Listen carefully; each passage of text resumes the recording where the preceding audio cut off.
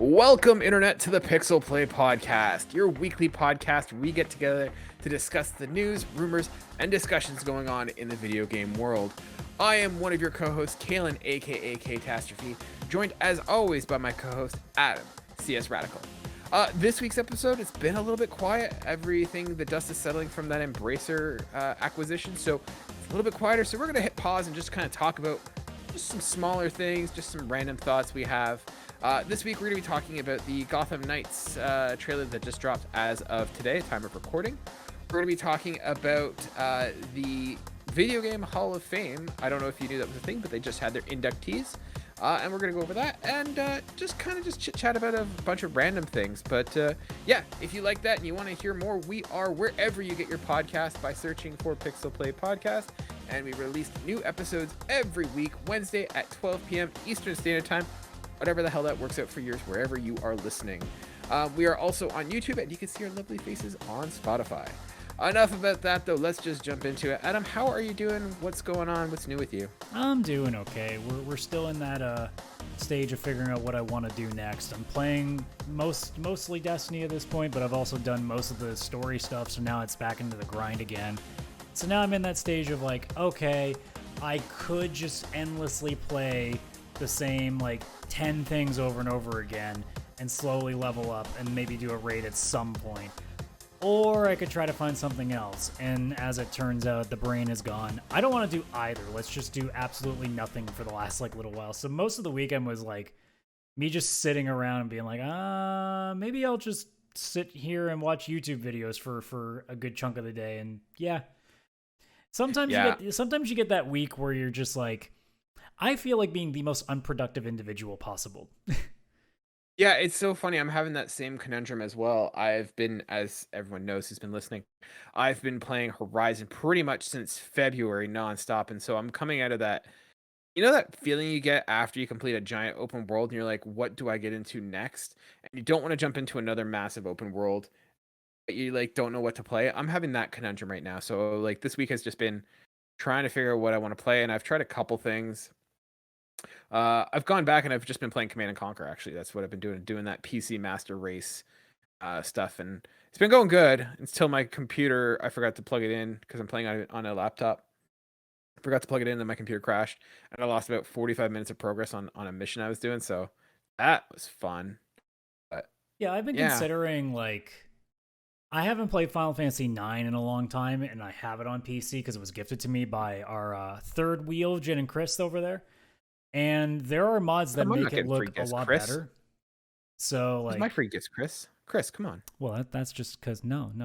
I get the gifts because I also console share and give him a bunch of gifts. That's how it works. You haven't given me anything, so you can't get in on this yet. I haven't gotten anything from you. Yeah, because you haven't. But beyond that. But no, I've considered the idea of that because there's really good graphical mods for 9 that I've been curious about taking a look at. And I also don't think I've actually finished it because I had it when I was younger, but also it was around that time that anything on the PS2 that was remotely shiny got my attention instead, so I would move on. Mm-hmm. So it's one of those games that I know I've played at least halfway through, if not more than that, but it's never been a full-on clear. And I keep staring at it being this seems like the right time to possibly take a look at it again. And then the next day I'll sit down and be like, I don't want to do anything. Never mind. Yeah, I totally hear. I forgot to mention. So here's what I tried this weekend. I got a copy of Returnal. Grabbed it from the library. By the way, if you haven't found out the best kept secret, they have video games at the library. So if ever you're looking to try a game or you want to play something on the cheap, go check out your library. And that's my public sponsor for public, message for the day. Go check out your local library. I can't do it. Yeah. The part of me that hates books refuses to walk into a library because I feel like they'll suddenly come out of the shelves and attack me because I haven't finished a book in at least half of my lifespan. Because I'm pretty sure the last time I finished a book cover to cover was when I was forced to in high school. It's not like a church or something. You're not going to burst into flames if you go into a library, Chris or Adam. You can go in there. You say that, but I mean, it might. I might not burst into flames, but something else might just in my presence. So it's hard to say. Yeah. No, it's great. I went there and I got Returnal. I tried it. It's a gorgeous game, but it's not for me. Like I was trying to play it, figure out what I'm doing, and like I was so lost, and then I died, and like, hey, you want to do that all over again? I'm like, no, I have no idea what the hell is going on here, and like, I died in the first biome. I'm sure I get stronger, I'm sure I get better, but like I'm lost and confused, and it's not really intuitive on what everything means. And I get that there's a mystery, but I don't even know what I'm collecting. They're like, hey, you want to pick up this doodad to buy this doohickey? I'm like, I guess. So I don't know. Roguelites are hard for me. Like they're not ones I generally gravitate towards, and I need to feel that progression, and I don't feel that I'm gonna have that progression feeling with Returnal. Well, I guess I'll find out in about a month's time when the new tiers come up, and that'll be free there. So Also, as I understand it, I cannot. Like, so the thing with Returnal is you cannot save, which is fine, I understand. But the only way you can save is that if you put your system on suspend, you can suspend the run. But if the game closes, then you lose it. And I'm like, what? That seems odd. That seems dumb. I'd no, you're demanding too much of me now, Returnal, and I just said no, thank you. so in other words, you're going to return Returnal. Exactly. Returnal is a Returnal. But Adam, I don't know. I'm finding I'm having a hard time coming from this, and like I don't know. It's you. Do you find that you always have like a post open world fatigue after you finish an open world? Like I'm finishing Horizon, and like the natural thing I'd say is like, hey, let's go play Cyberpunk because I still have to do my corporal run. But like the idea of jumping into another open world with a ton of markers on the map just kind of seems exhausting. Is that me or like? I, it's hard to answer that question effectively because I don't know if it's just because I've played an open world game and I suddenly don't want to. Because I'm sure there were occasions where I'd go from Assassin's Creed and then boot up like something else and then boot up something else because a lot of games were like that for a while. And it could be that, but it also could just be like the timing of things. I think there is credence to that though, in that if you play a game, especially if you full clear it or at least as much as you can, there is probably a point where you're like, I don't exactly feel like I want to go through the entire rigmarole of playing 60 hours of a game to actually do 10 hours of content because 50 hours of it is just running around a map. In some way, like it depends too. Like Horizon again is one of those games where it mostly works because the world is very vibrant. It does feel alive, so there is more of an instinct to do so. Although, you know, those who remember our review of Horizon went, well, they maybe might have pushed their luck a little bit because some things were a little too copy and pasty in this one. But I think that generally speaking, open world games can give themselves the ability to make it so that you're not completely worn out. The problem is very few actually accomplish that. And I think we're getting to a point now where I don't think any game seems to want to accomplish that because it's way easier to spend most of your time making the world, and then you spend like what seems like 2% of the time making all the little side quests that are just copy and pasted left and right. For every Spider-Man game, even though I know people have their complaints about Spider-Man's open world a little bit, the game's at least shorter so it doesn't kill you with it. Whereas a game like, say, Assassin's Creed Valhalla, within 10 hours you go, I am not spending 2 years of my time trying to clear this game. Yeah, Assassin's Creed has gotten to be one of those ones, and I think there's a conversation worth having about whether or not open worlds are kind of being done poorly. And the reason why I say is like I look at something like The Witcher. Like The Witcher was a fantastic example of like a perfect open world game. The quests were meaningful, the activities were varied, like you had different monsters that had different techniques for fighting. There was very little of just go collect the flags. Like I think back to Assassin's Creed 2 and you had to like go collect 100 feathers throughout the map to get a cape that kind of sucked and made like the game worse, and it's like why?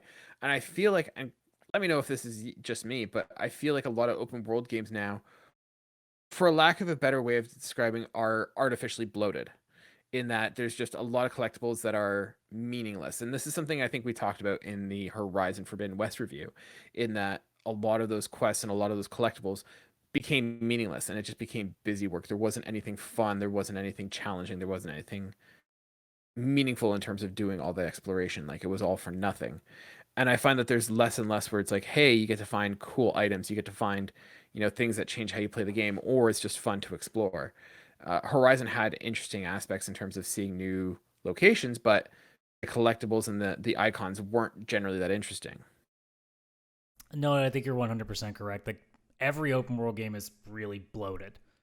Like, Hmm. let's be honest, even the best open world games, Witcher 3 is like one of the top rated open world games of all time.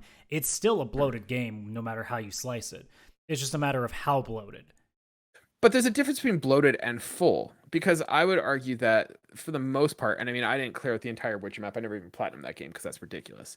But like, I remember a lot of like, you would find side quests that were almost, you would almost swear that they were like a full out mission in the Witcher games. No, but it's not to Um, say that there aren't still things in that game that are still like just, oh, go kill this thing and come back. Oh, go find hmm, this and come back. Like every game does it. There's just a matter of what game, you know, unfortunately, because you're an open world game, falls victim to it, or what games just abuse it.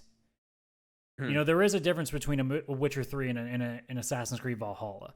Both are bloated, but at least hmm, Witcher 3 does a pretty good job of making the majority of your time spent in that game not feel like you're just checking things off. hmm. Like Yeah, I'm trying I to think think. by nature of the genre, open world games have to be bloated because that's kind of the expectation of them now. They have to be a big world, a big map with a bunch of things on it.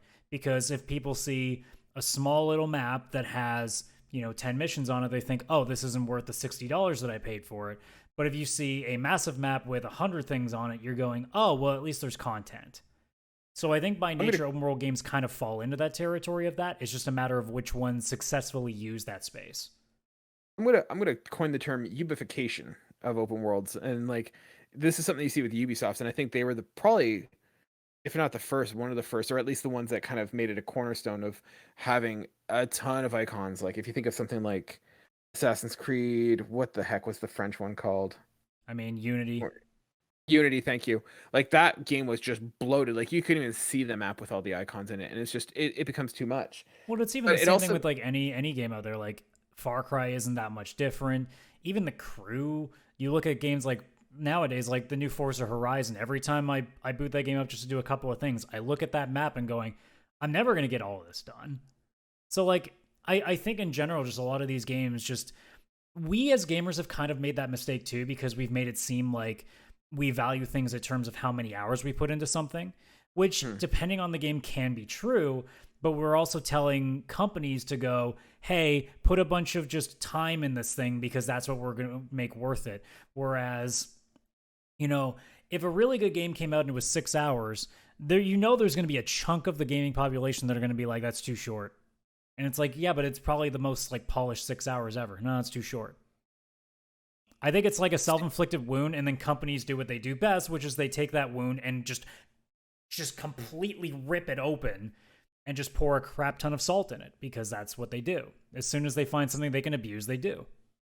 see, I'm the opposite. I'd rather have smaller map that has more that's more finely polished. And I think of something like um Ghost of Tsushima, or even like Infamous Second Son. Like that was a pretty small game that like didn't have a lot of icons, if I remember.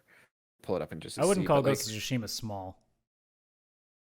it was small in comparison. I mean, given It's how much three time I spent sections. to get through the one part of the map before I finally unlocked the next part, and at that point I was like, I've spent too much time on this. No, I'd say it was a big map. I don't know. I felt like it wasn't that big. Like I felt it was well balanced in the size of it. Um, yeah, like I don't know. Like I'm a bigger fan of like these smaller maps. Like I'm looking at Infamous, and Infamous is not that big of a map. Similarly, like I like the truncated versions of stuff. Like I think of things like we talked about last week. What's it called? Deus Ex Mankind Divided, where it's like, hey, you're in a small little town, or even Deathloop. And Deathloop, I know, is kind of like a weird, like it's not a full open world, but like you can go anywhere at any time, and it's like smaller sections. And I like those aspects because it gets to the point where I can kind of know the world and I can kind of become familiar, like, oh, okay, turn left here, this is going to be where this place is. Like I like those smaller worlds where you can kind of become familiar and like know it like the back of your hand. Like it almost becomes like a neighborhood you're in. But games are getting so bloated now that it's just like I don't know where the hell this is, and I'm just going to fast travel here because I don't want to spend 10 minutes walking across this land. Well, you look at like even just for example going to GTA. Like you look at what GTA 5 is now and just how unbelievably massive that map is. To the point that I mean anybody who's played GTA knows this. You literally cut off the map from when the main part of like of whatever is like LA there, as soon as it stops and it gets to the mountainside, there's nothing. There is a little strip of desert where there is some stuff there, and there's a little strip at the top part of the map that's like a little bit of like beach stuff, but there is a chunk of the area that is nothing. And people will say, they're like, well, that's part of the, there's going to be places like that that, are just like endless land. I'm like, yes, but that game also has a lot of routing that you have to do that goes through those things, and it's nothing. There's you go and play a game like now, go back in time and play GTA Vice City. You think like back then we thought that was a huge map. In retrospect, it's like nothing compared to what we see now. And we still to this day will play that game and be like, yeah, this is actually like pretty solid the way that they built it, because you like you said earlier with other games, you kind of get a feel for the entire map because there's not that much to remember. Yeah. I don't know. I like open worlds and stuff, but I always find that there's that fatigue, and I just feel like more and more of those open worlds are starting to become bloated because of that. Well, I think it doesn't help too that like a lot of them tend to not be that heavy on the story, so by the time you end it, you're not exactly like remembering all the important stuff. Like Horizon can kind of get away with it because we do remember the story now. It's a shame that Horizon Forbidden West story is not nearly as strong as its initial game was. But like you play a lot of other open world games, by the time that you get to the end, you're just exhausted. There's nothing that story can really do to protect itself at that point. I think honestly, like a lot of open world games need to really figure themselves out and like understand that you should be able to finish your game in 20 hours, and the other half of that should be like, hey, here's a bunch of stuff that you can do that you don't have to do, but these are really, really fun additions that we decided to put in. Instead, it's you can beat this game in 20 hours, but if you want to actually get all the achievements that include doing all these really, really pointless, endless grind fests like questing, it's going to take you 60. And people will be like, well, it's 60 hours, so that's like $1 for every hour that I play. That's a good deal. And yet, by the time the game is done, you don't want to pick up one of these things for like months because you're just burnt out. Yeah, I think it's not so much that like I look at it that it needs to be a certain amount of time. It's just I want the content to be meaningful. So either meaningful rewards for doing the work or fun activities to do it. So like that's kind of where I'm at with this, and I feel like a lot of open worlds don't necessarily do that. I think that there's a lot of time wasting of just doing chores and nothing that's engaging. Well, if anything's going to have a chance to do really good with it, we'll see what Saints Row comes up with, because Saints Row generally finds a way to make it a little bit better, because usually the side stuff that you do are like wacky, like almost gimmicky, like minigame missions. So those can tend to be fun. Now, even then, sometimes they can get a little bit redundant after a while. But I think like that's usually one of the standards that I like to point at, to be, okay, this is how you can do an open world game and not like completely bore your fan base. Whereas, there are other games where it's literally just the same like 4 things over and over and over. And then if you're lucky, you might get the odd side quest that actually leads to like a really good piece of armor, a really good weapon, something cool, like, or even like a good piece of storyline, like say what The Witcher does. But in a lot of cases, unfortunately, it's pretty lifeless, not really well written storylines, or it's copy and pasted game mechanics, or it's the same fetch quest that you expect from like a late 1990s MMORPG. And just after a while, it's like, man, I can't. And I think, you mentioned Horizon. I think that's probably the same thing for me, because I've tried Cyberpunk and it just wasn't clicking. I know I'll go back to it because I feel like I just maybe need a break from that style of game to maybe try it again. But it does make me wonder if it's either the fact that open world games as a whole are just not as fun as they used to be anymore, or if there's just too many that it's really hard to get like a gap between them so that you at least are able to enjoy them more. Yeah. No, I think that's a very like poignant thing of like maybe we just need more time in between. Like it's not one that you can just binge over and over. There's that burnout, because like you said, they are somewhat similar in terms of what they do. Speaking of open world games and getting a break between them, did you see that trailer for Gotham Knights that got dropped today? I did. What'd you think? Are you first of all, are you a comic Batman guy? I mean, I liked Arkham City and Arkham Knight. Won't speak of Arkham Origins. I never actually played Arkham Asylum. I, for some reason, never got that one. Yeah, I played Arkham Asylum. But like, I'm like mostly okay with them. But when I saw the initial announcement of Gotham Knights, I kind of scoffed at it because I went, so you're trying to do the Arkham games, but multiplayer. I feel like there might end up being a problem with this. And the trailer that they showed off already worries me because I'm not going to lie, unless this is like really early footage, this looks really janky and I'm kind of nervous about it now. So I was watching the trailer and I was like, I didn't have interest in this game. It was like a co-op multiplayer game. I didn't care. Batman, I like Batman, it's Batman. Who doesn't like Batman? But I'm not invested in the Batman lore. Uh, but to me, this kind of caught my interest in like, oh yeah, I'd like to see where this goes. The game that it kind of reminded me a lot of, both for the good and the bad, was Guardians of the Galaxy. Like it looked like it was interesting and intriguing, and the combat looks fun, but it also looks repetitive. And so I'm curious to see what this game turns out like. The idea that you can play it with like different characters and different fighting styles seems cool. I think this is gonna be one that lives or dies by its story. I know there's been a lot of backlash in terms of like the costumes for the people.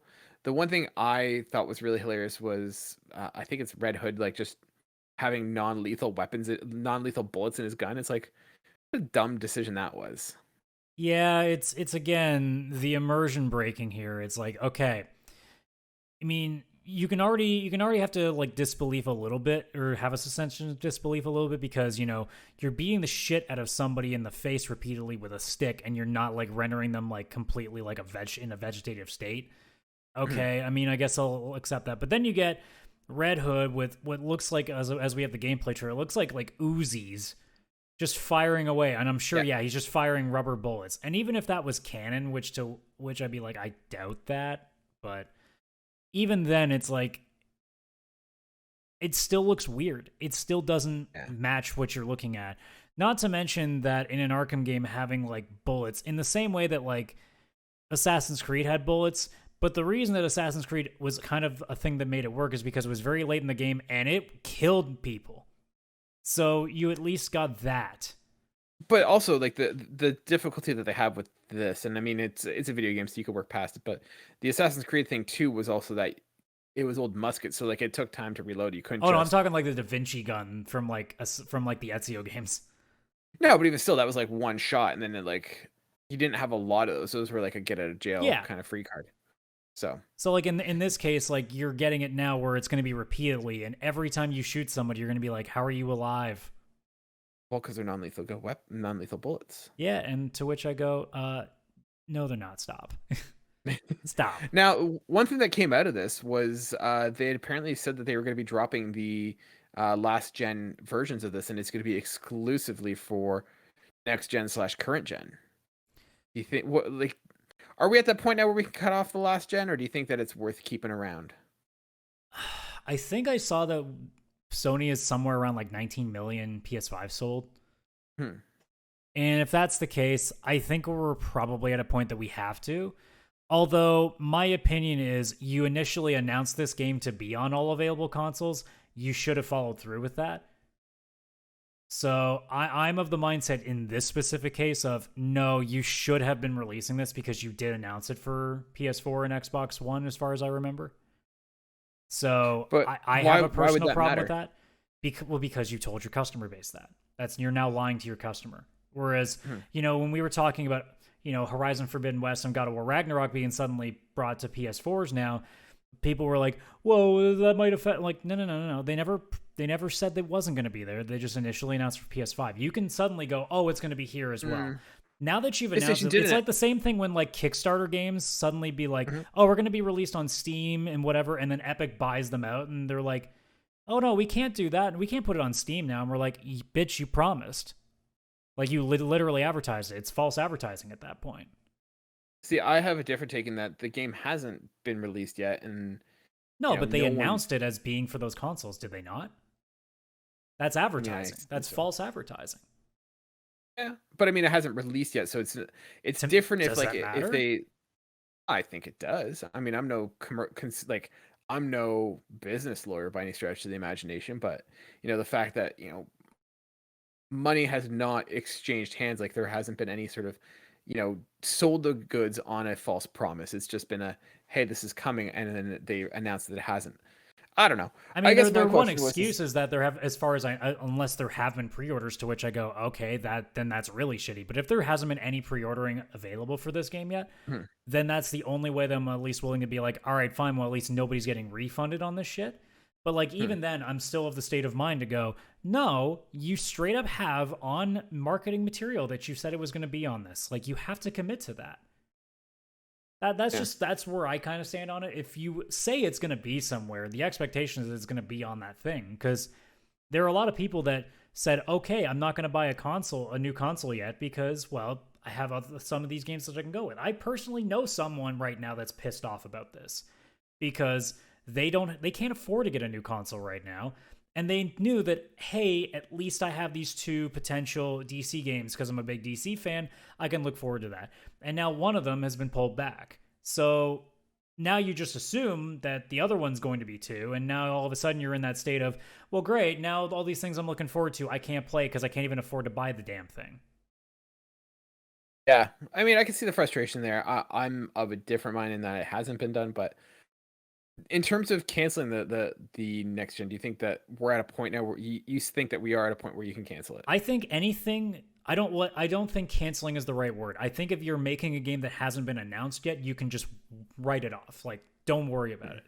I think we're at that point that unless it's like an NHL, like an EA Sports thing, or something that doesn't take nearly as, like, if it's an indie game, but like if we're talking first party studios, like Sony should not be making anything else for the PS4 on its own, unless it's like a small like indie thing, like a Bugsnax level thing. But like whatever the next Last of Us or Uncharted or God of War or like whatever like IP they have coming down the pipeline, if they already have not planned to put it on these consoles, that's it. You're writing it out. I think that's probably the smartest thing to do. Yeah, I think this one has kind of been pushed out because of the delay. But like, what do you think is that sweet spot in terms of how long should they wait before they stop making games for previous gens? Well, it depends on what we're talking about. Again, like, are we talking like first party IP or are we talking in general? I'll let you decide. Well, I don't think there is a correct answer for non first party. If it's literally like a Call of Duty game, I think they should be putting it on as many consoles as they can get it to. I think it's in the same vein that if you're making a game for PC, you should be trying to make it as available for people as you possibly can. Like, you should try to make it for as many cards that can support it. So I don't think that I want to give a number for that. But I mean, if you're talking about like specifically console manufacturers and making like games for their specific console, like Bethesda should not be making games for Xbox Series X much longer. I think, anything that Santa Monica does should not be coming out for PS4s much longer. Like, I think at this point, like through a new generation, within the next within 3 to 4 years, actually I would say a hard 3, but we are talking about a COVID generation this time. But I think generally speaking, your first party IP should no longer be on its old consoles after 3 years. Wow, you are far more generous than I am. I'd say because I think it depends on what the game is. That's why I leave the window open a little bit. See, for me, if it's first party stuff, I'd say 6 months maybe before you like. Oh no, that's like I fundamentally reject that one then. See, my logic is like, the launch games I can kind of see, but like if you're a first party owner, you're coming up with a new system, you want the stuff to showcase what that game can do. Yeah, but we're not asking what a business should do, are we? I thought we were just asking our opinions. Yeah, I'm giving my opinion.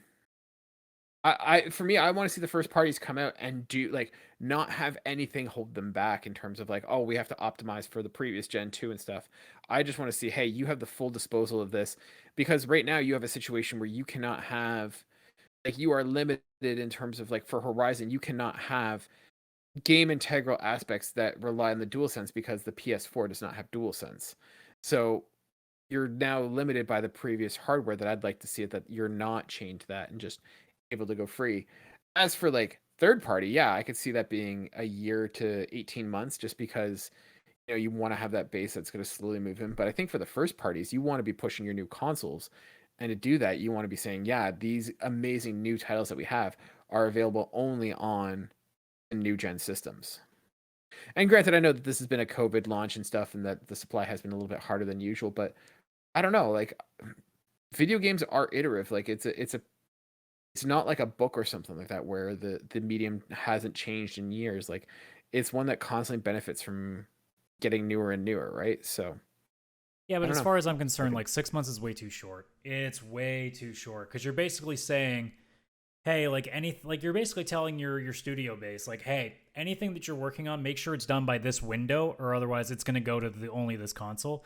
And you're also telling your customer base that, hey, you better fucking join us really soon, otherwise you're going to miss out. And I don't think that's a really good business move, regardless. But again, on the outside, all I see is, so they're basically trying to force me to spend $600-$700, right? Like that's all I see. And I don't think that that's fair for the average person because again, we are living in an age right now where everything is not affordable anymore. I mean, we're all here in this province. Like, there are other parts in Canada that are already above $2 a liter for gas, but we're looking at that pretty soon here. So, to suddenly tell a customer base, I'm just looking at it for myself. Sure, did I get a PS5 at launch? Yeah, but I really didn't need to, and I probably shouldn't have for financial reasons, but I did. But like, I feel like if I was a much smarter person with my money, because I'm not, but if I was a much smarter person, I would be really fucking annoyed if I was like, okay, I'm okay with waiting a little bit. There's going to be plenty of games to come out. And if I find out that I only have a 6-month period, my brain's going, so you don't care about any of us then. It's just money. And as a fan, I don't personally jive with that. Like, I could understand a year. If you really want to go to like, what's the earliest I'm willing to accept? A year, maybe. Because that at least gives you time to like slowly like save like $20-$30 every month here and there and maybe put something together. You. But like 6 months is not enough time for people to scratch something together. Yeah, I think you're right. Like hearing you talk also, about you're it basically saying like the holiday rush is going to be a nightmare because every single person is going to be like, well, I better get this now or else I might not see this thing for months. Yeah, hearing you talk about it, I think you might be right. I think I might be pushing it out and doing the first year's worth of games get pushed on it, but I think that's my cap. I think like a 1 to 3 year gap is like the right answer because it's a matter of, okay, for any of your really like intensive games, like your God of Wars, your Horizons, I think that was the plan too. I think like we knew that Ragnarok and Horizon Forbidden West were supposed to be just for PS5. And because of COVID, they had to change that. So I think the initial plan was for their strongest titles to be only on that console. But now they had to change their minds. Whereas I'm sure there were games that they were producing that, a few years down the road of a new generation, they're like, no, those are still good. We can put those to our customers because they're not nearly as intensive. We do want to throw them a bone here and there. Whereas, actually, I think Miles Morales was also one that wasn't supposed to be on PS4. I don't remember exactly with that one, but just in general, we do have like what seems to be a different subset where some companies are working on the big console and some are still working on both because, they are trying to keep some of a library together. So even if people, for example, haven't ever even owned a PS4, you're still releasing something that gives them an incentive to buy that. So at least you're getting some money still from those consoles. Yeah. Oh, I think you're right. I don't think I agree with that 3 years because that's a long gap in terms of... Well, again, I'm not specifically defining what games that means. I just think in general, you should be trying to release something from your first party IP for the next 3 years just to keep something in the library. I'm not saying like every game has to be. Yeah. Speaking of older games, Adam, did you know that there was a gaming hall of fame? I mean, I technically did when we just before the intro, but I mean that doesn't probably count. So sorry, let me rewind a bit. No, I have not heard about a gaming hall of fame. I know. Like, so apparently there is a museum. There is the Strong Museum called the Strong National Museum of Play, and they have in their section a World Video Game Hall of Fame. And they just announced their newest inductees. So the newest inductees from this year, the school or class of 2022, they include Dance Dance Revolution, Legend of Zelda: Ocarina of Time, Ms. Pac-Man, and Sid Meier's Civilization. Okay. And so I was kind of digging into this and kind of seeing what other games were in the Hall of Fame. And so there's about 36 right now. So I thought we can kind of go through and just I'll go through the list, and if you want to talk about any of them, or you want they give a little excerpt here about it and what was significant about it, I can go through it. But yeah, this is coming from the National Museum of Play, the Video Game Hall of Fame. So, as I mentioned, Civilization Why is don't Pac-Man. we play a game? You tell me a name, and I'll give it a thumbs up and a thumbs down if I think it should be in there. Let's do something with it. Fair enough. We'll do a lightning round because there is quite a few of them. Civilization. Yeah, I'm okay with that. Yeah, I agree. Is Pac-Man definitely? Yeah. I mean, I'm assuming the original must be in there already. We'll get to that. Legend of Zelda: Ocarina of Time. Oh yeah, absolutely.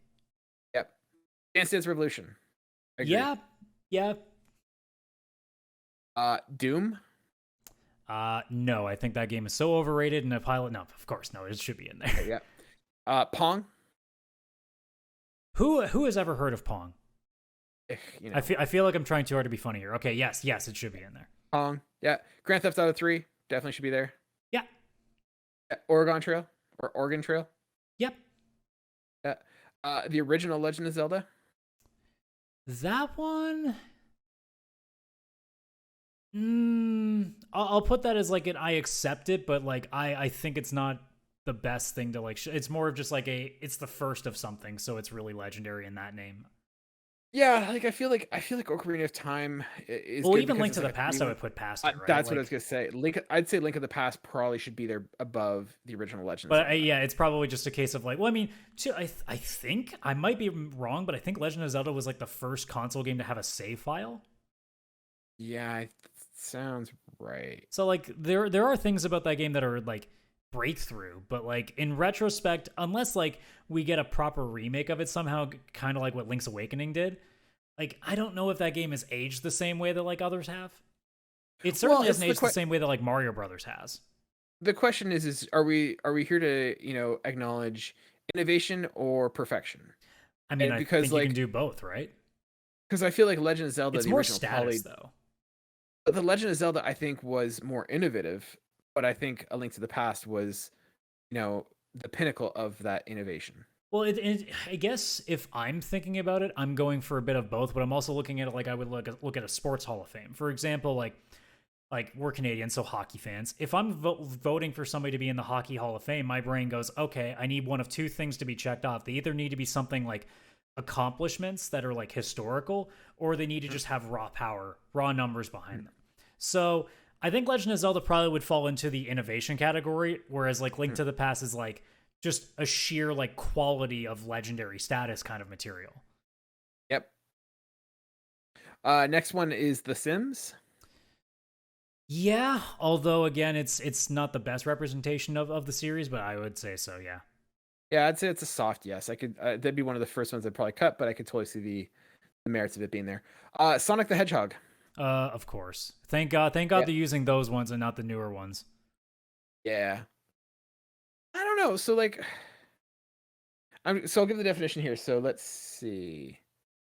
How long is this description of Sonic the Hedgehog? Because, okay, this is quite long. But like, my question is what?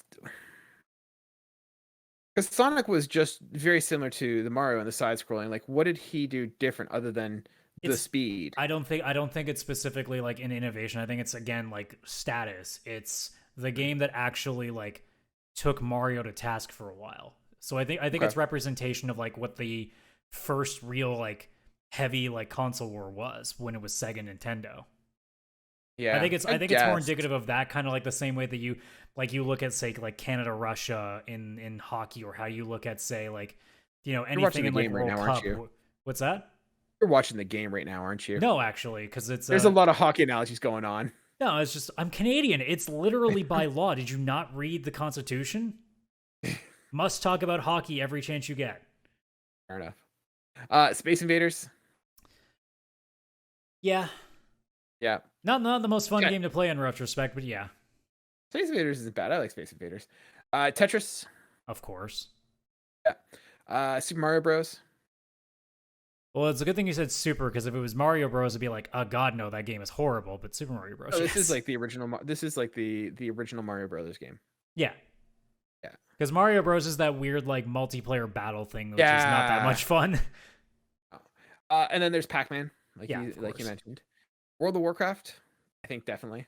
Yeah, it's kind of sad though, seeing how like it's not what it used to be, and like somehow it finally had a like everybody used to talk about how there was never going to be a WoW killer, and now like Mm, Final Fantasy 14 is that killer. Like it finally happened, and it's weird. yeah. John Madden football. Um, I say it does, and I know that there's issues with the series now, but for what that game did at the time, I think it's deserves to I be there. don't remember it, so it's hard for me to personally say. And this, but like I suppose it's like being the first big foot. Well, no, because then my brain would be like, well, what about Tecmo Bowl? Yeah, but I think this is like the first time it like captured like that license experience and stuff. Probably So it probably has something to do with that. yeah. Final Fantasy VII. Ooh. Ooh, because now I'm nervous if there's no other Final Fantasy on this list, and then I might have a bone to pick. Um, You want me to spoil it for you? no. Okay. Actually, yes, it's kind of important. There's no other Final Fantasy on this Okay, game. then fuck On this list. game. It's overrated. The original game is overrated. I will still take that to the grave with me. But like the fact that that's in and not the original Final Fantasy makes no sense because both are not the greatest games in retrospect. But Final Fantasy was literally Square's like, we're going to go under if this doesn't succeed. So, you know, Gaming Hall of Fame, 7 doesn't exist without the original one. You might want to give that some props too. Just a heads up. Yeah, so their logic here is that, this was the most successful game in the franchise, Final Fantasy VII. Yeah, I don't care. A lot of kids think it's the greatest game, and it's like, no, you grew up with that in the same way that I first played Final Fantasy IV, and I know it's not the best one. Next one they have here is a weird one. Where in the world is Carmen Sandiego? Yes, I will actually put that up there. Really? Yeah, What's your for logic being I'm not what I familiar. think was like the initial like wave of early educational games, I think that is actually a true like historical like landmark for gaming. Okay, that was I one wish I was that kind of like. we actually talked about it. I think last week on Cartridge and Quarters because we were doing our This Week in Let's in We're Old, where we go through like all the games that have were released on whatever days, and I think Carmen Sandiego came up last week, and I hope that that game actually gets brought back because I think that that genuinely has like a really good format that if done correctly can be really really informative for kids. I think that's a great teaching tool because it's great for like geography and history and things like that. Like it's a great way to teach things that you would never get in a class because there's just not enough time. Fair enough. That was one I wasn't familiar with, so I'm glad you had that little insight. Uh, Next here, Pokemon Red and Green, which I assume is also blue. So. Yeah, I think Green was the Japan run of it, but yeah. Yeah, I'm looking at the cover with Bulbasaur and what the heck's the final one, Venusaur? Oh, Venusaur, yeah. Yeah, that looks very Japanese. So Yeah, it's definitely it should be in there for sure. Like literally being like the most popular handheld game aside from Tetris, I think. Next one is StarCraft. I don't have. And I honestly don't have an opinion on that because I've never played the series, so I don't know. I guess because it being like probably the start of like really the biggest esports boom we ever saw, I think that has some relevance. Yeah, I don't know it's as a a hard thing game to if say. it's the same though. See, it's hard to say because like the what's the word I'm looking for? The community and the impact it had to gaming as a whole, totally understand. But in terms of RTSs, there's a whole slew of them that could be there. Like You would almost you wonder could why throw, StarCraft 2 isn't put in instead because StarCraft 2 is the one that really like created that yeah. esports boom too. But then you also got stuff like that raises the questions like Warcraft. But like I would almost say like I'd almost put Command and Conquer as the one to represent RTS because I feel like that was the one that kind of started it all. And I know there was like Dune 2 and stuff like that, but I think Command and Conquer was the one that started all of that. Yeah, but I Or mean, put it on the map. I don't think it's recognizable in the same way. I think the only thing that people remember from Command and Conquer is Tim Curry just going space. I think that's mostly all people remember about Command and Conquer these days, whereas StarCraft is still, even to this day, like if you have any sort of like interest in esports, you know of StarCraft 2. Mm-hmm. Halo. Yeah. First one. Yeah. Microsoft Flight Simulator. The original. Yeah. I'd say yeah. I mean, The just simulation from like aspect. the sheer like insanity of what that game was back then. Yep. Street Fighter 2. Well, it certainly wasn't going to be the original, so yeah, I can see Street Fighter 2. Yeah. People forget what the original looked like. It is nothing like the originals, or it's nothing like the fighting series that we know and love. The original Street Fighter is nothing like Street Fighter 2. Yeah. So this one I think gets the nod because it's sort of popularized the fighting genre and paving the way for things like Mortal Kombat, Virtua Fighter, Tekken, King of Fighters, all that stuff. Super Smash Bros. It's honestly hard to say like which of the two means more now looking back. Like Street Fighter 2 versus Mortal Kombat is a very interesting conversation if you ever want to have that. Whether one means more over the other. I think Mortal Kombat probably has the bigger impact in the end because the ESRB doesn't exist without it. But I think, like you said, Street Fighter 2 probably gives the reason for Mortal Kombat for existing. So it's kind of like it's an either or, I think. Yeah. Next is Animal Crossing. That one I'm weird about. Yeah. That one I think I don't believe it is yet. That's kind of where I stand on it. Yeah, this is one I'm kind of looking here. Yeah, I don't see anything like that's one I don't know if it has necessarily the impact on it. Especially when you have things like The Sims and stuff, because they're very similar. Well, and if you wanted to go that route, like you should be giving credence to things like Harvest Moon, which are the reason Animal Crossing exists. So I think there's like an either or. Yeah. Next is Donkey Kong, original arcade game. Yeah. Oh yeah, absolutely. Because that like really helped out Nintendo and got them, into North America. I mean, it's really where Mario debuted too, so that even has significance. It's true. Yeah. That's interesting. They kind of put here. So they kind of say, in 1981, Nintendo's fledgling North America video game business faced disaster. Thousands of copies of the company's arcade game Radarscope had arrived from Japan, but it was clear that the game would not sell. Nintendo needed a new game fast. In a few months' time, an unknown junior employee, Shigeru Miyamoto, created a game that launched his fame. So, yeah, there you go. Minecraft. Yeah, absolutely. King's Quest. Oh, is that the the cartoony looking like FMV game where it's like you fighting a dragon? Yeah, I think so. Yeah. Yeah, if that's the case, yeah. Centipede. I don't have an opinion either way because I don't even remember how it looks like, but it is a very old arcade game, so I imagine there's historical value there. So the thing here is Centipede is a fixed shooter arcade game that ultimately became one of the most commercially successful titles of the video arcade's golden age. So probably just like I said, there's a lot of historical significance, but like I couldn't even tell you what the game looks like anymore. Yeah, Bejeweled. Ooh, I mean it is the most popular game in pubs around the world, next to Golden Tee. No, they're talking like I think like the mobile game kind of thing. Oh, really? The mobile version of that? Yeah, so in 2001, PopCap Games published Bejeweled, a web-based flash game that popularized the match 3 puzzle game subgenre. I mean, I suppose for that historical value, but like the inner gamer in me is going blah. See, I think it should be there because if you think about it, how many people got into gaming? Or, I think as much as we as gamers like poo-poo on the whole mobile game, like that's what really sort of made gaming popular and made it like no longer that thing that you do in your parents' basement in the dark. Oh, for sure. But I'm not gonna lie, where I see Bejeweled next to some of the other games on this list and go, oh. Because at least Tetris is like everybody loves Tetris. I cannot understand people's fascination with Bejeweled. It's just I can't.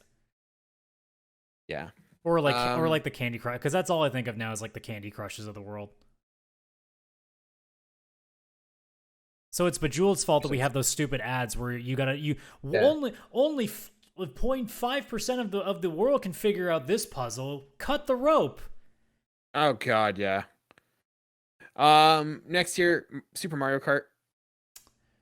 I don't know if I would put that specific one, but there is a Mario Kart game that should be in there, but I don't know if Super Mario Kart is the one I would have put in. I think this is another case of it's the original, but like you easily could have put Mario Kart 64 and above that.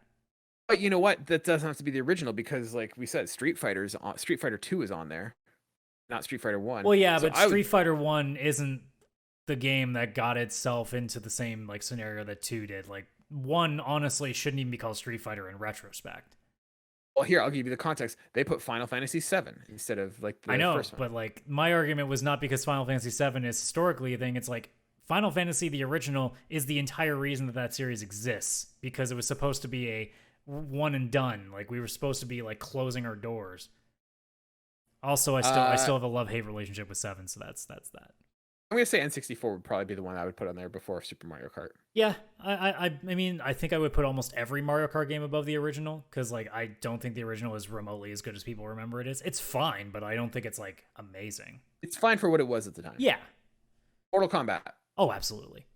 For the same reason Isn't that like Street Fighter 2 like basically made the fighting genre what it is, Mortal Kombat then made the industry what it is today. I think Mortal Kombat also brought about the ESRB, did they not? Yeah, I mentioned that earlier. Like, it's just it's that game that you pull up and like who knows how much longer it takes for something like the rating system to exist before Mortal Kombat comes out there. And like you think about the kind of games that we see today, we might not be seeing them the same time that we see them now. We might be like 5 years behind, if not for Mortal Kombat. Could you imagine if the ESRB hadn't been made and like the government had actually regulated gaming, like they could have taken a whole different turn and like we would have had more night traps. Not even that. We could have even it could have gone the other way. We could have had like more like Nintendo kind of family friendly games exclusively. So in other words, we'd be playing Burger Town 64 now. Exactly. This one I have an argument that I don't think it should be here. Solitaire, Microsoft Solitaire. Yeah, I don't take that as a video game. Yeah, that's a card game that you just put on the computer.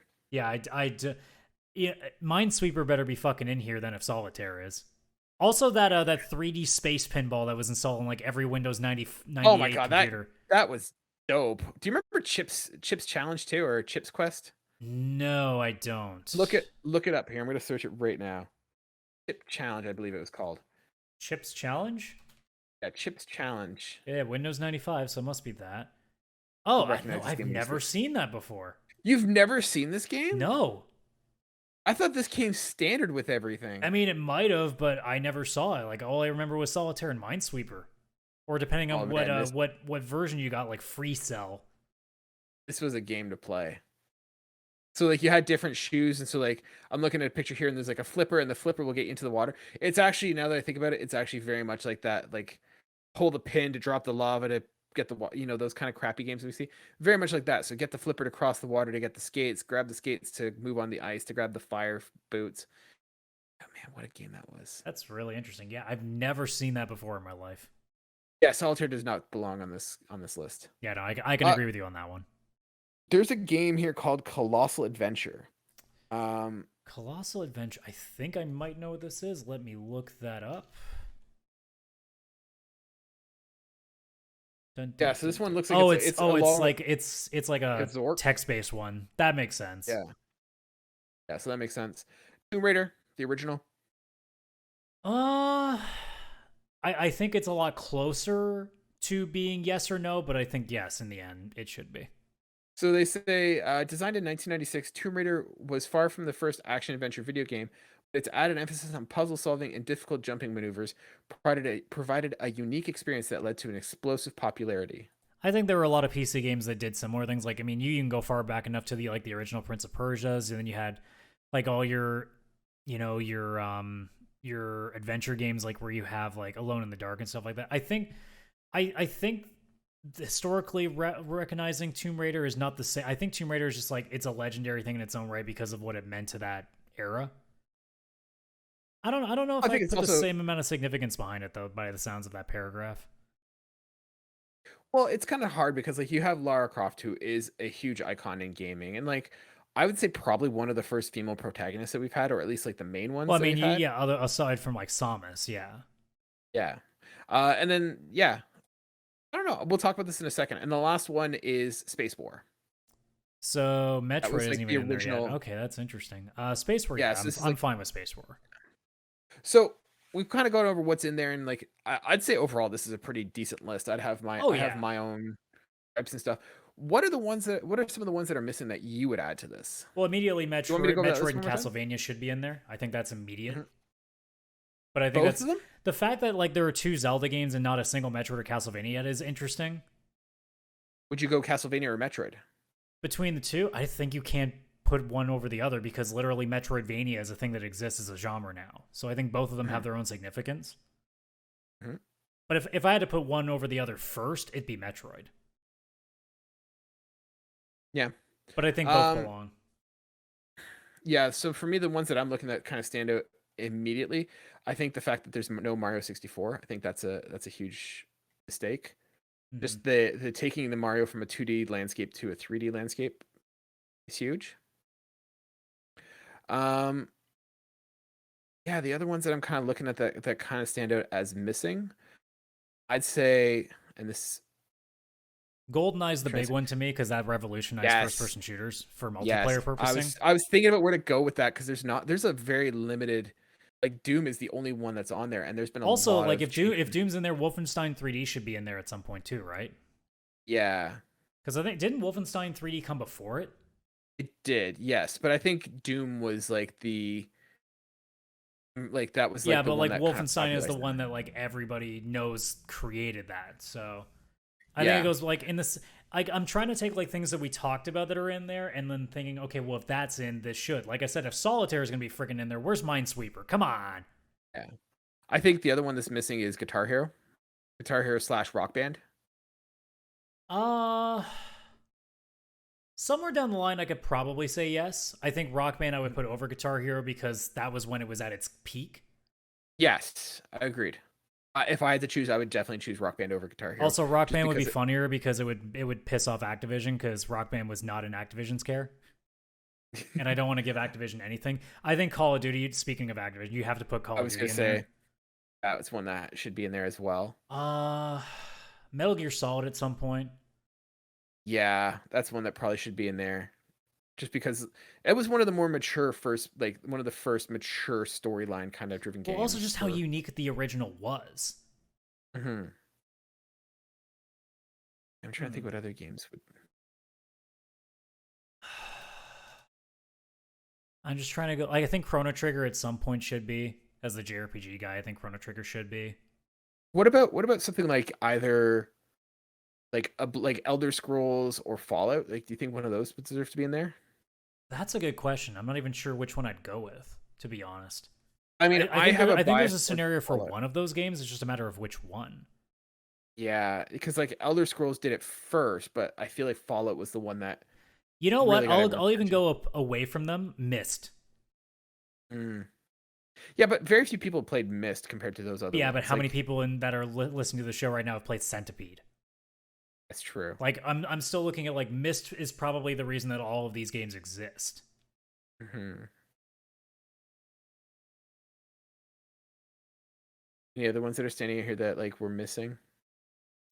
We must be missing a ton. I'm just People are scrolling through a yelling bunch at of us. stuff, just trying to figure out like what's there and what isn't being put next to something. Because I mean, again, like this isn't a thing that's been around that long. It's only been around since 2015, so Yeah, they're still new. Like, and this is not us dunking and saying what a crappy job. We're looking at what should be the next year's inductees. What about Fortnite? And I know it's gonna be like a divisive thing, but what about Fortnite? well, in the same way that like if Bejeweled's going to be on there for reasons of unlocking new industry, Fortnite's got to be, right? Yeah, I mean it's such a powerhouse, right? In the same way that you could make an argument that Farmville should be. Mm. No, but then we're just getting like, is it just the popular games? Like, Well, no, but it's the games that did start like start something in history, and I think Farmville again, like Bejeweled started it, but Farmville like made like online gaming like a thing. Like I think Farmville was the main reason that everything really kicked off. but I mean, I think the difference is that like Fortnite has such a cultural, like it goes beyond just, oh, I play Fortnite. Like I legitimately saw a kid at the grocery store once ask for Oreos, and mom said no. And as a coping mechanism, he did like a Fortnite dance. It was ridiculous. Well, no, but like in the same way, like Farmville for like a number of years was in what you could not stop hearing about it. Yeah. I think like if we want to go into that's like Wii Sports should be at some point. Yes, it Wii Sports is should the highest definitely be selling in there. game of all time, regardless of how it sold. Yeah, Wii Sports definitely needs to be in this collection. Resident Evil should be. Why Resident Evil though? Well, it depends. Like, what would you if you wanted to put a horror game in there as like the big like showcase? What would be the one you put in beyond that? Does a horror game need to be put in there? Yes, I think it does. I think at some points one of those games, and I think Resident Evil is like again like a big game changer for that industry. Okay, I think Resident Evil probably would be the better one of the two versus that or Silent Hill. I would also look at a game like Portal. that's just a puzzle game. Because then it brings up like it's a puzzle physics game, and then you can start talking about like, well, should they put like Half-Life in there? Uh, in that case, no, because I don't feel like Half-Life changed that much. Yeah. See, for me, I like, and like Portal's great. I love Portal, but I don't know, like it came and went, and it was a great game, but I don't know how much of an impact it had on the whole industry or like starting a new genre or whatever. Um, I think one that I'd put on there would be like The Witcher. I feel like The Witcher 3 was like a good, moment, and I think a lot of games are now trying Yeah, but to that would catch probably up with like it. I try to avoid like current games unless they're like significant for other reasons because those are the kind of games that you wouldn't see announced for like 20 more years. I think somewhere they would. I'm trying to think what else. I think you could make a case for say like a Tony Hawk Pro Skater game. Yep, that's a good one. Yeah. Starting to run out of stuff. Because I'm Yeah. like going through of Uh, like things that really started a trend, right? yeah. Because I Think don't you're right think I with don't like think Uncharted does because there's a million other games like Uncharted that fall into that category. I don't think it really does anything spectacularly like different. I'd put Assassin's Creed 2. Assassin's Creed 2 or I'd say probably Assassin's Creed 2 or Far Cry 3. And I put those just because those, like, I think especially Assassin's Creed 2 really, If it was gonna be one or the other, yeah, it would be Assassin's Creed 2. I'm just sitting there being and I like, think is that the kind of game that I think would belong? in the sense that, like, think of how many open world games, even Ubisoft alone, like, one, like, it was kind of what got a lot of people into that massive franchise of Assassin's Creed. And think about how many people have tried to copy Assassin's Yeah. Creed. I'm trying to also Like, I thinking think like sorry, go ahead. I don't know. I was just going to talk about like the level design and how you like the traversal and stuff like that. We see that a lot now with like especially in the early 2000s, like the mid to late 2000s. There was a ton of Assassin's Creed style clones, and I think that one would definitely be one that's in there. Whether you go first, I think the second one is the better option, but that's definitely one I'd make an argument for. I think the big challenge now is like, okay, like, can you fill in any gaps that aren't in there? So, like, I don't think there's like a racing game really strong in there. What would you put from like a racing genre? Because I think I mean, that is a tough one because it depends on which era you go to. Because like most yeah, people would just I think, don't oh, know. Gran Turismo, right? I'm like, yeah, but what about games like Daytona USA or Cruising USA or Yeah, I was leaning more towards the Need for Speed series, but I don't know which one I'd go I don't with. even think no, I don't think Need for Speed would apply. It depends on what Yeah, like what specifically you're looking for. yeah.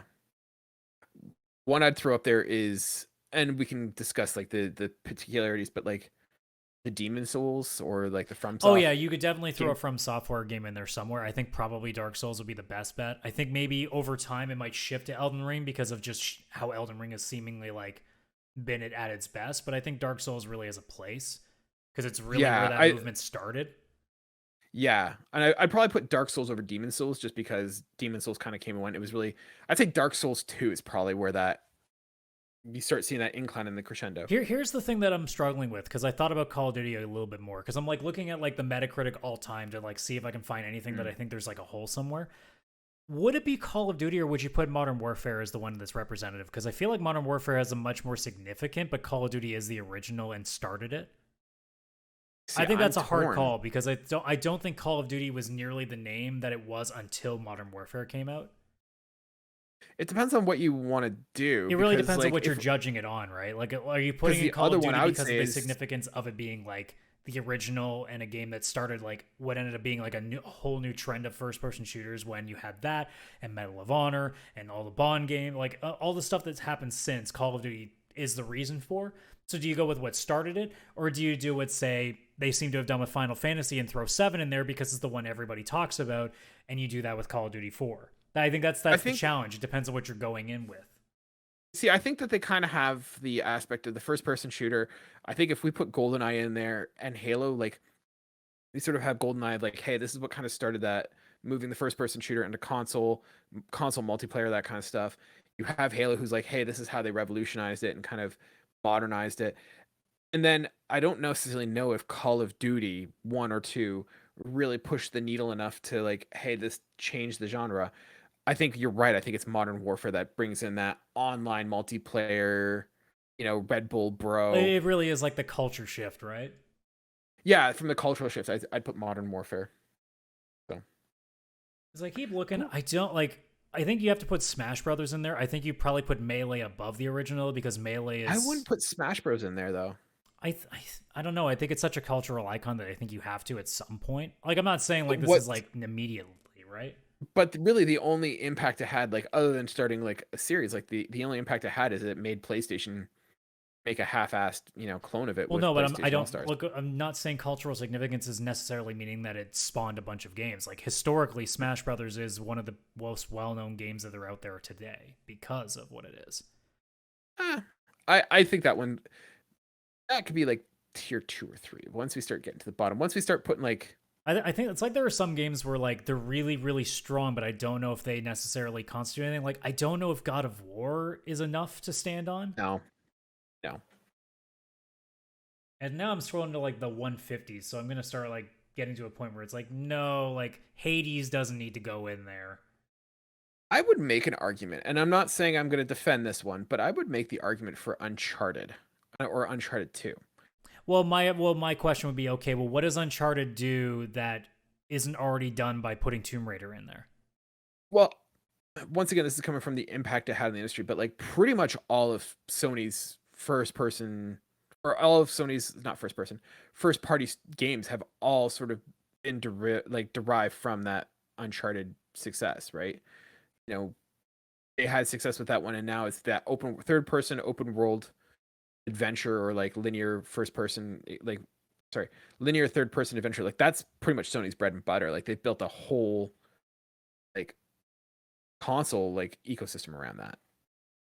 So there is really only one other game I can think of, and the reason for this is because if you're going to eventually get into an indie side of things, I feel like apart from Minecraft, which initially was an indie game and now has become not that, I feel like the closest thing to that area would be like something like an Undertale, which became such a unique phenomenon when it came out.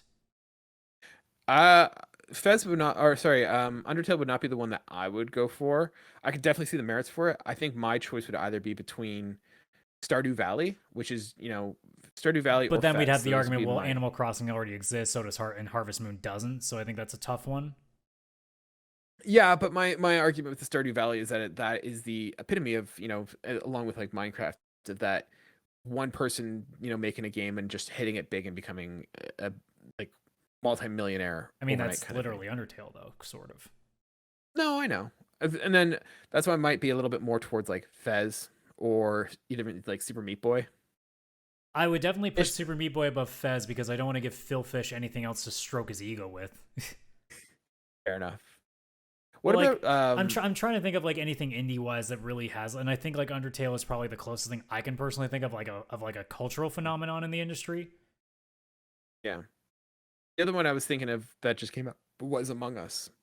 I know it's a relatively new one, but like the cool thing with Among Us is that I go to the park with my son and I see kids who are 6 or 7, and they're not playing tag, they're not playing capture the flag or anything. They're playing Among Us in real life, and I don't really know how they're doing it because I'm an old man and I don't really want to ask a bunch of kids how they're playing their game. But like I know that the kids are playing Among Us, and like I think that's pretty neat that that's something that's so. Yeah, I think when we're talking about games that are so new, it's so hard to understand what their cultural relevancy might be in a decade, because who knows? Like, we're obviously talking about games like Fortnite probably will be. We have no idea that if in like a year Epic just suddenly like explodes and Fortnite becomes a thing of the past and we don't remember it anymore.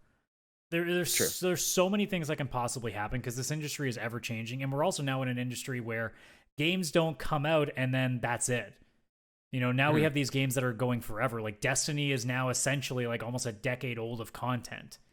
You have World of Warcraft that has been around forever. So we're now not in the same industry that is just Doom was released. Doom. Cool. Yeah. It's not that anymore. So it's going to be a little bit different because if you say make a case for Witcher 3, are we talking everything, or are we talking just the initial thing? Because now there's DLC to look at. Now there's expansion packs. There's so much more to it than it just being it's Super Mario. Also, by the way, I just realized Duck Hunt should be in there.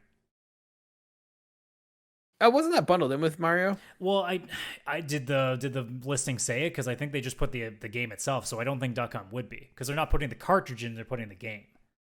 Yeah. I mean, Duck Hunt should be because like Gun Game, you wouldn't see House of the Dead, Time Crisis, or any of the above without Duck Hunt. So Duck Hunt was so good. All right, yeah. And then last but not least, any game that you play on a Texas Instruments calculator. Fair enough. I think that's a pretty good list. I hope the National Museum of Play is listening to this and get some ideas for next year's inductees. Speaking of games, there's a little game that we like to play here on this show. You're gonna force this on me now. We call it Trophy Stumpers. So, ladies and gentlemen, if you've never listened to us before, we play a little game called Trophy Stumpers where I give Adam 10 clues or 10 trophies or achievements, and he gets 2 guesses. He gets 1 after 5, and then he gets 1 at 10 to guess which game it is. Adam, are you ready for this round? Probably not. Also, if anybody sees me dancing around, like I've been here, I think I don't know if I mentioned it last week. I figured out that my Xbox can connect wirelessly to my computer. So I've been using like a 3-monitor setup because my PC, for some reason, the graphics card is so antiquated that it only came with a HDMI port and I think it's called, it's definitely not a display port. It's not the one that everybody expects out of a card. It's something else it's not XLR, but it's something, I think it's DVI or something like that. Yeah, it's just like all the it's pins? One of those ones where you got to spin the pin to lock it in place. So how many, like, is it one that like has like a ton of like little pins, or is it's not a VGA port? It has a ton of pins. Yeah, it's a DVI port. Okay, so yeah. So it has a DVI port and an HDMI port. So I have 3 monitors, one that I use for my consoles, and I finally figured out the Xbox is able to wirelessly connect my computer. And it decided that it didn't want to anymore. So if you see me like looking around, it's because I'm trying to like, I now have my 2 monitors on each side of me, whereas the now completely pointless monitor is in the middle. So now I look like I'm dancing over the place. Okay, we're flexible with the monitors, but noted you have 3 monitors. Good for you. Yeah, but you also have like a house, so you kind of beat me in that. Yeah, but I'm not flexing on. I'm not dunking. You don't have to. You have a house that already is a flex. You're stalling on the game. Let's get into it. So, trophy number 1: keep a lid on it. Keep a lid on it. Okay. Keep a lid on it. Number 2: public menace. All right. Number 3: the simple art of murder. Okay. Number 4: the hunch. Mm-hmm. Number 5: the shadow. Okay. Only because of menace and I have nothing else to guess, I'm just going to guess like the original Spider-Man from PS4. It is not the Spider-Man from PS4. Okay. Number 6: lead foot. All right. Number 7: the straight dope. Well, this is definitely not putting me in Spider-Man anymore.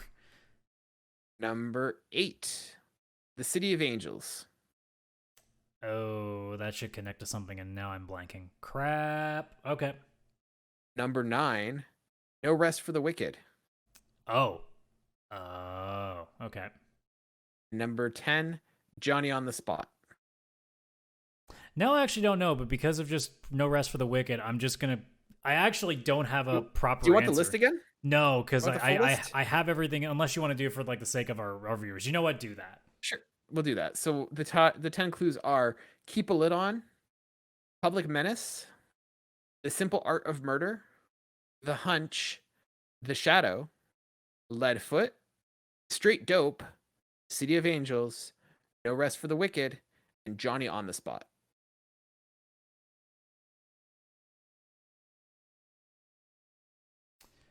Oh, this is hard. Now that I think about it.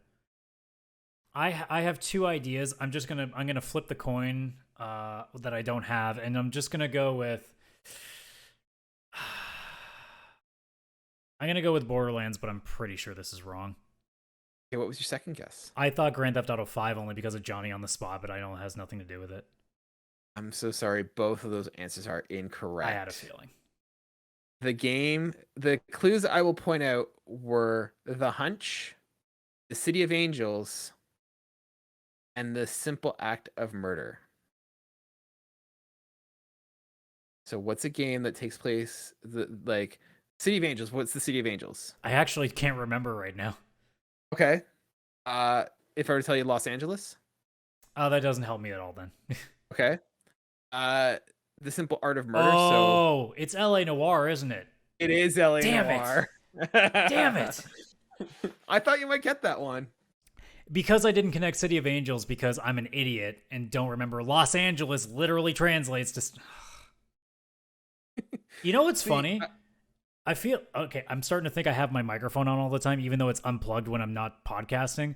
I literally was talking to my girlfriend yesterday about LA Noire. I'm not even kidding. We were literally talking about how I'd love to play that game again with her next to me because she's never seen it. See, I hated that game. That was one of the few games I actually like sold back to like EB Games. I think that's a game that also should be put in the Hall of Fame now that I think about it, but not because of any other reason other than it's probably the best we're going to see in facial technology for still the next 20 years. Jesus, no, that's not the case at all. That game was terrible for that. Like, I was trying to play it and they're like, hey, is this guy lying? It's just like, no, that guy's just constipated and trying to push out, like, pass a bowel movement. Like, that's not, like, what face is this? That's not a face. I'm talking about how it literally looked like people acting at the time for like 2010 or whatever it was. No, that game doesn't work. You don't work. That I wish that was the case. That's not the case. Yeah, that's true. I would be happy just sitting on a beach and not having to work, but that's not the case. So, yeah. Anyways, that's our show for this week. Thank you so much for sticking around with us. If you like what you hear and you want to hear more, we are wherever you get your podcast by searching for Pixel Play Podcast. If you want to see our lovely faces and you want to see that face I just did when we were talking about LA Noire, you could look us up on YouTube or on Spotify. We have video channels there. Search for Pixel Play Podcast. Pixel Play, all one word. If you want to be part of the show, if you want to send in your trophy stumpers to Stump Adam, you can send them to us at pixelplaypodcast@gmail.com or shoot me a message on Twitter or Instagram, PixelPlaycast. And if you want to be part of our show and talk to other fans just like yourself, we have a Discord where you can join us as well in order to talk to fans and go from there. Adam, I got something in my throat, so we're going to have to wrap it up there. Bye, everybody.